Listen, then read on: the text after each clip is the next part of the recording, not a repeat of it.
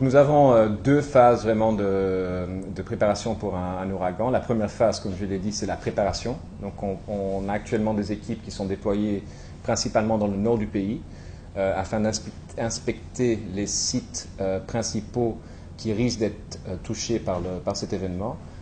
Ça consiste à faire des inspections, à nous assurer qu'il n'y a pas besoin de délagage d'arbres ou d'autres objets volants autour du site.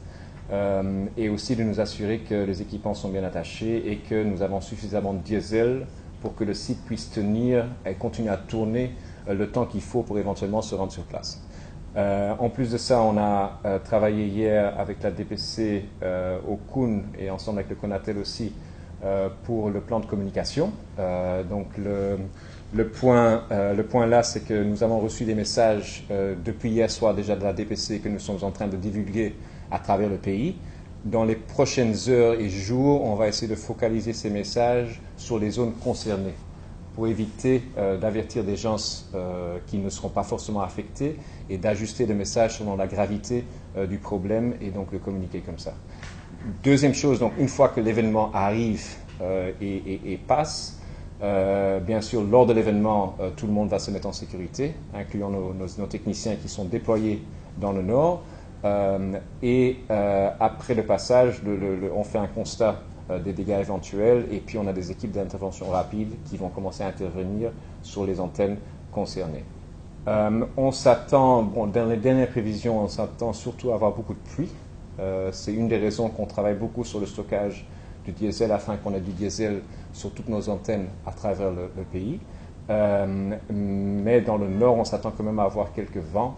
Et comme on a vu lors du passage de Matthew, on n'a pas forcément des dégâts sur nos structures physiques. Les structures physiques restent en forme habituellement, mais c'est vraiment sur les équipements qui sont dessus. Il y a des problèmes d'alignement, il y a des problèmes parfois de dégâts sur ces équipements. Et donc on doit passer sur les antennes principales afin de remplacer ces équipements et remettre les réseaux en route. Mais je peux dire qu'on est prêt. Même l'expérience de Matthew nous a permis, encore une fois, d'affiner certaines procédures internes et donc on est prêt pour ce passage et on va espérer que les dégâts ne seront pas trop importants et pouvoir aussi compter sur le gouvernement une fois que le passage est là de dégager certaines routes et des routes d'accès parce que ça c'était aussi un problème qu'on avait lors du passage de Matthew. Donc ce que nous faisons c'est que la DPC et les autorités ont mis en place tous les numéros d'urgence habituels. Donc on aide les différents services, que ce soit la DPC, la PNH et autres, afin que ces numéros soient disponibles, soient actifs. Donc ça, c'est fait. La Digicel lui-même n'a pas ce rôle-là. Nous avons un rôle de fournir la communication à tout le monde, la population, le gouvernement, et on va s'assurer qu'on joue notre rôle le mieux possible et aussi de réagir aussi vite que possible lorsque le passage est terminé. L'équipe d'urgence qui se trouve dans le Nord va rester combien de jours là-bas? Mais normalement, ils sont déjà déployés. Maintenant, on ne parle pas que d'une équipe, on parle de 6 ou 7 équipes distinctes. Et plus des équipes supplémentaires qui sont en backup avec des matériels en attente de devoir déployer ça vers le nord. Donc ils sont déjà là actuellement et c'est les mêmes équipes qui font des inspections, qui regardent dans les travaux de préparation, parce que c'est le même partenaire qui fait ça, et ils vont rester le temps qu'il faudra pour remettre en route le réseau si jamais il y a des dégâts. On s'attend à pouvoir éviter un maximum de dégâts, mais il y aura des dégâts localisés et on va s'assurer de venir aussi vite que possible pour les réparer. Un message envers la population ici.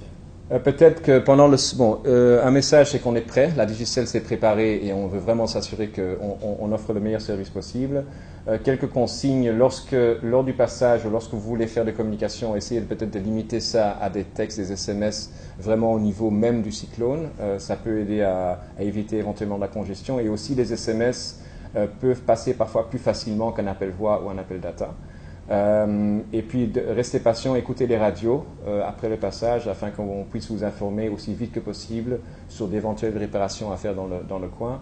Et si possible, la DPC est en contact avec nous presque en permanence.